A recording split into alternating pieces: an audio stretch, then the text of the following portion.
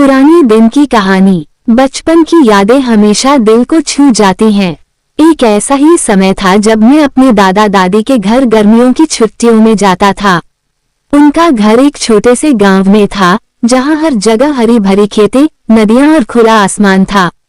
गांव में पहुंचते ही मुझे दादी के हाथ का बना खाना याद आता, खासकर उनकी बनाई हुई आलू की सब्जी और गर्मागर्म चपाती। दादी की रसोई से उठती खुशबू पूरे घर में फैली रहती। खाना खाने के बाद मैं अपने दोस्तों के साथ खेलता था।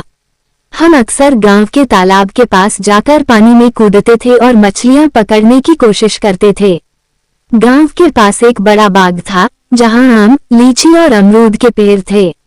गर्मियों में आम तोड़ने का अलग ही मजा था। हम पेड़ों पर चढ़ते और झूलते हुए आम तोड़ते।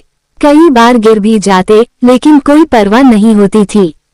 शाम को हम सब मिलकर चाय की चुस्की लेते और दादी से सुनाई गई पुरानी कहानियां सुनते।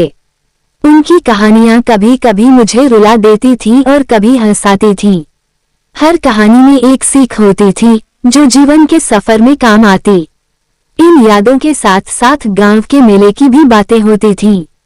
मेला लगता तो पूरा गांव सज जाता। चक्री, गुब्बारे, मिठाई और झूले हर बच्चे का सपना बन जाते। उस वक्त न तो किसी तरह की भागदौड़ थी और न ही कोई तनाव। बस खुली हवा में जीने का मजा था। इन पुरानी यादों ने मुझे सिखाया कि सादगी में भी कितनी खुशी हो सकती है। अब जब भी सोचता हूँ, वो दिन मेरे दिल में एक खास जगह रखते हैं। यही वो दिन थे जो जीवन को सरल और खुशनुमा बनाते थे।